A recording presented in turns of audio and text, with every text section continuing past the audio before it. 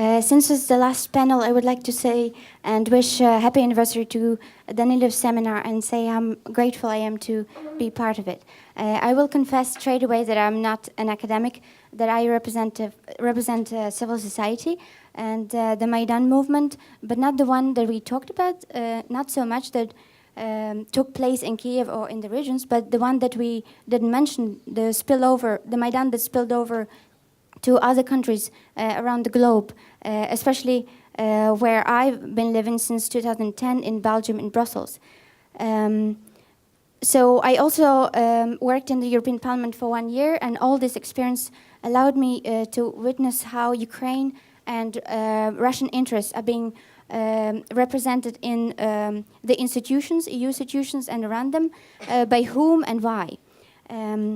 So in order to answer my question, I'll straight away say that it's the European Council, the member states themselves who hold the levers of power in foreign policy.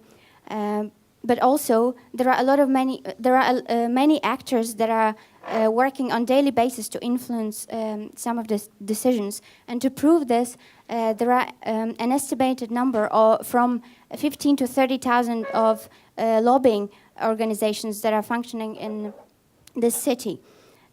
These actors are functioning on different levels, especially pro-Russians, from embassies, from permanent representation to the EU and NATO, to energy, to business and industry representatives, to consultancies, individuals, think tanks, and NGOs that are targeting. These are the actors, and they are targeting MEPs, other EU civil servants, academics, and European citizens.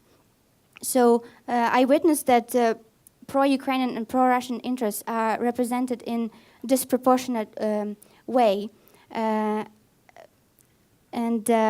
it's because of financial reasons as well, and mainly pro-Russian government of Yanukovych regime. We never had strong base lobbying for Ukrainian people's interests in Brussels. And for example, in 2018, quote, a non-governmental organization non-funded by any political party or state institution in Ukraine was created in Brussels. The European Center for Modern Ukraine, here you see its head in Nakirch talking to Russian diplomat. It claimed that it was operating on international level to advocate for enhancing EU-Ukraine relations. However, since the beginning, they were acting as lobbyists for Party of the Regions in Brussels. According to the statutory documents, among the creators of this organization were Leonid Kozhara and Vitaly Kaluzhny. When they received high positions in the government of Ukraine, they had to step down, and they were replaced by other members of Party of the Regions. And also they were involved into financial machinations. For example, the annual budget of this center declared on EU Transparency Register accounted for 10,000 euros. It's just insanely low for an office that is situated in EU headquarters. This center was spotted on the web page of the US-based research group Center for Responsive Politics as a lobbying client for an amount $1.9 million in 2012-2013. And soon, when Yanukovych fled Ukraine, Party of the Regions collapsed. The plate of this organization disappeared from the building. Another attempt to represent the interests was that Svoboda party sent its representative, Anatoly Suchovsky, the brother of MP elected in 2012. His mission wasn't very successful because looking for allies in Europe, they went straight away to a far-right party, Belgium far-right party, Vlaams Belang. And also some people found it suspicious that Party of the Regions lobbyists and Svoboda offices situated in the same building. Thanks to Maidan, the lobbying activities, the pro-Ukrainian are getting up to speed. The Ukrainian society understood that they have a role to play, that they have to be guardians of Ukrainian interests abroad. And it's done mostly on voluntary basis and with a small budget, which cannot be said about the Russians. The Russians have a federal agency called Россотрудничество, created by Medvedev in 2008. And since 2014, they decided to more actively involve their compatriots living abroad and making them agents of influence in order to promote Russian interests. And Konstantin Kosachev, the head of this organization, said that the annual spending on the activities of Russians abroad account for 2.5 million of rubles, which they want to increase to 6 billion rubles by 2016. So who are the targets of these lobbying groups?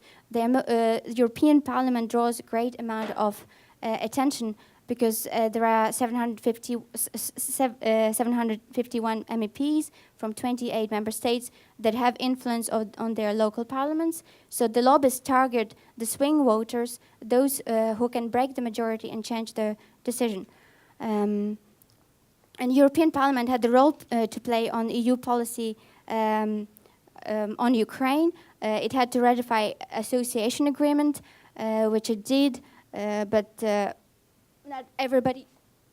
Oh, yes, this is Svoboda party representative. And yes, European Parliament did ratify it, but not everybody was happy about it.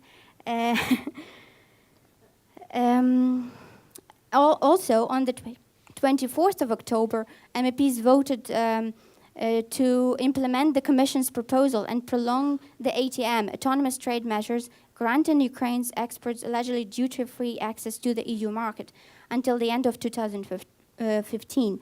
Earlier, on the 7th of October, the European Parliament tried to use the accelerated legislative procedure to make sure there'll be no delays with these measures, but Marine Le Pen, the French MEP, Matteo Salvini, Italian, and Franz Obermayr, Austrian, formed a blocking majority and minority and didn't allow this to happen. And the second reason why MEPs are drawing so much attention, that they have a relative freedom in expressing their point of view. For example, a Latvian MEP, Tatiana Ždanoka, Austrian Edward Stadler, and Hungarian Bela Kovac went to observe the so-called referendum in Crimea against the European Parliament decision that it was not, it was illegitimate. Here you can see the observers that went to Crimea. Of course, Marie Le Pen is also well known for her close ties with Russia, and there is another MEP, German, Gabriel Zimmer, that is promoting Communist Party interests. So she invited Simonenko a few times to Parliament, and when Simonenko's members of the Parliament were voting for anti-corruption strategy in Ukraine, he was complaining about the grave corruption there at home. I've also studied how Ukraine is represented in other institutions. I can talk about it later. And as for the means that lobbyists use, is mostly the means of communication, which is emails and telephone calls and tete-a-tete meetings, conferences, and also through indirect lobbying by using the media especially. So it comes, we are surprised often in Belgium to see a Russia-friendly article, but if we know that the Kremlin has a multi-year contract with PR agency Ketchum, with an office in Brussels as well, which got $29 million from 2006 to 2014, it's not much of a surprise. To conclude, I'd say that Russian interests are widely being lobbied and having more means to it, But because they operate often with disinformation and bribery, it doesn't have so much even impact on the EU politicians. Only those support Russians, for example, MEPs that already had contact with the Russians before. And okay, I'll conclude on that.